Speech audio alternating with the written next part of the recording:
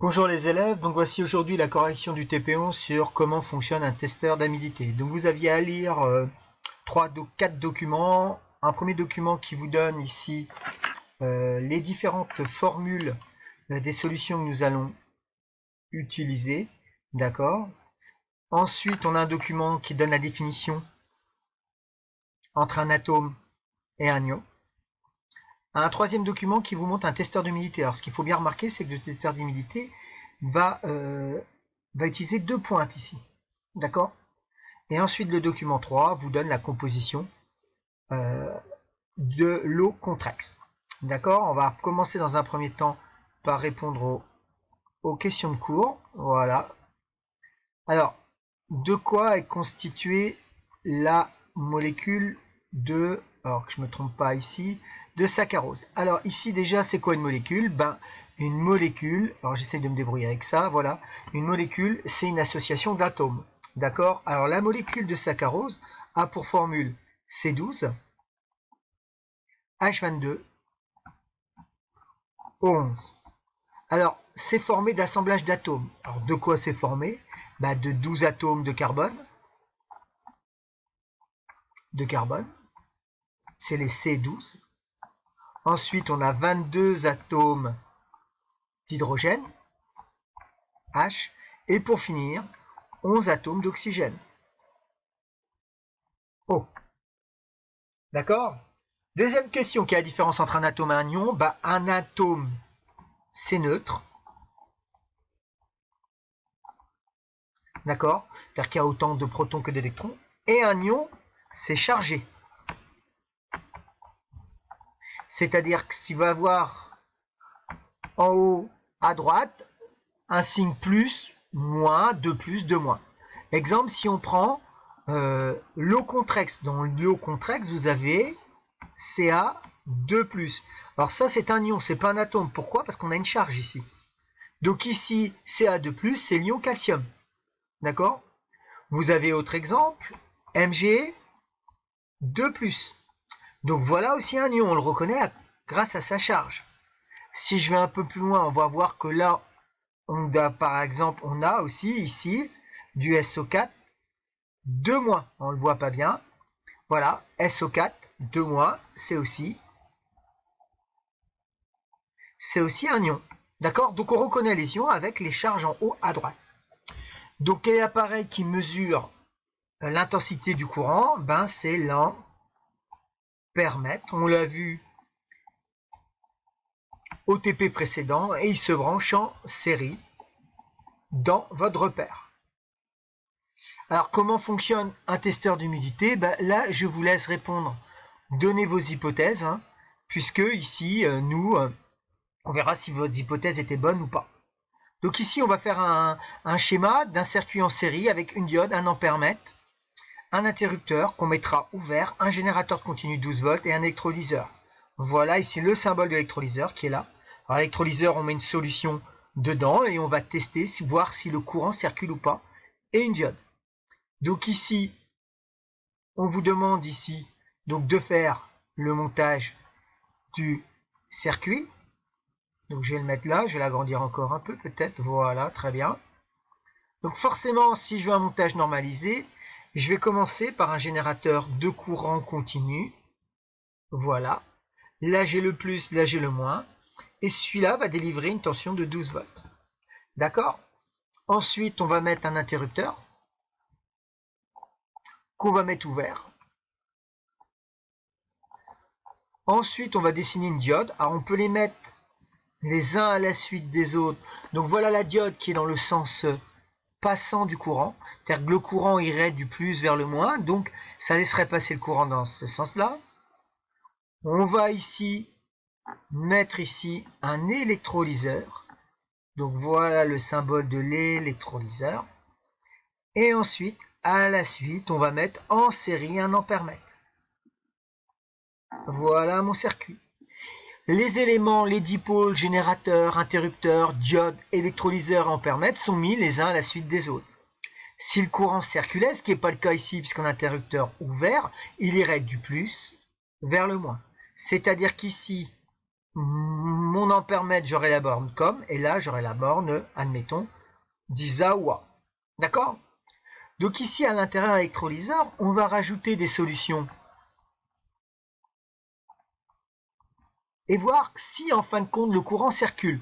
Alors, comment voir si le courant circule? Il y a deux méthodes. Soit on regarde l'intensité qui est dans l'ampère-mètre et on regarde la luminosité de notre diode.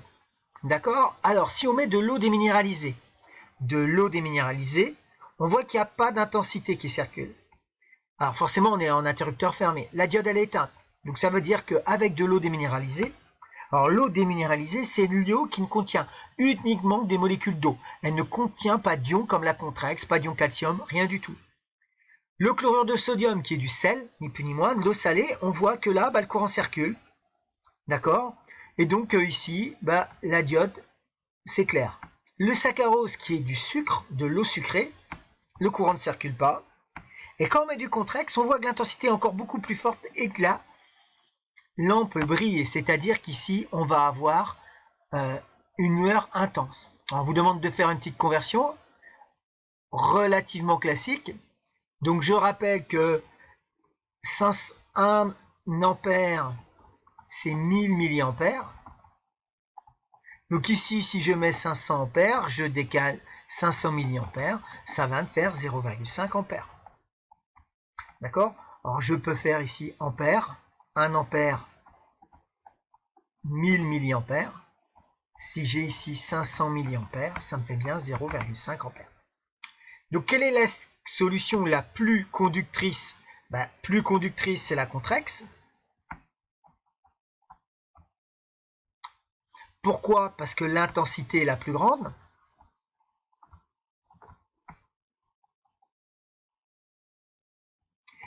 Et la moins conductrice, en gros, il y en a deux.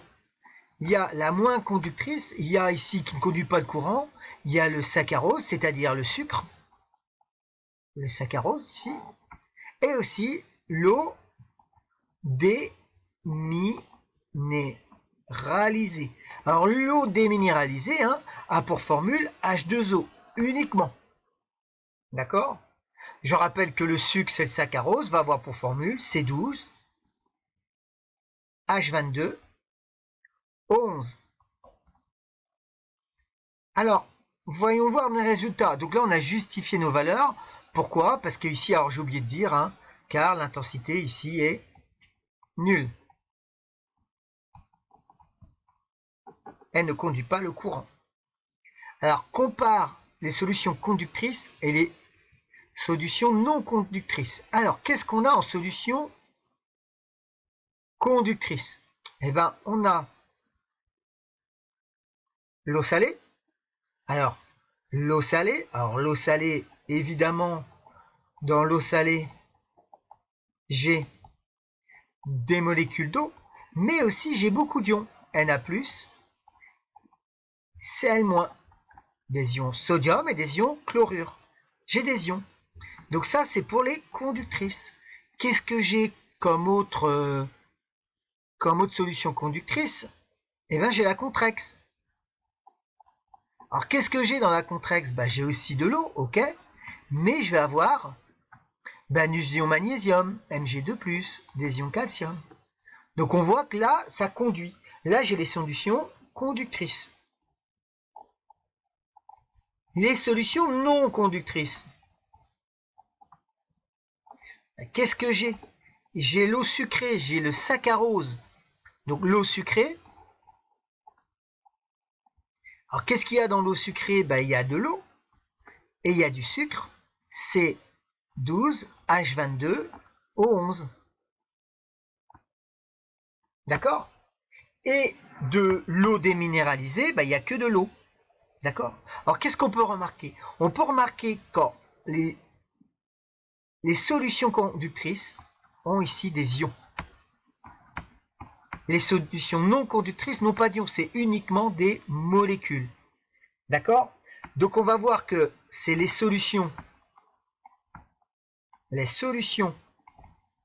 conductrices contiennent des ions. En fin de compte,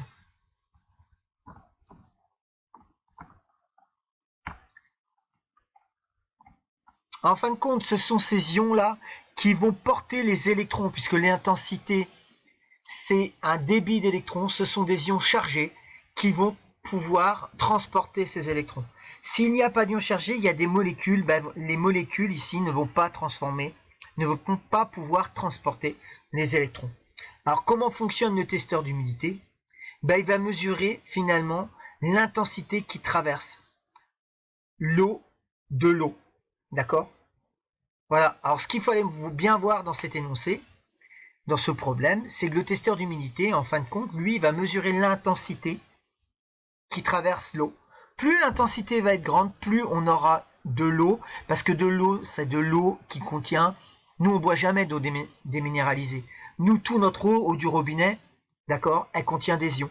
Et donc, ça va mesurer la charge en ions de votre eau. D'accord? C'est-à-dire que plus elle va avoir d'ions, plus elle va conduire le courant, donc plus il y aura d'eau en fin de compte. Voilà, je vous remercie pour votre écoute.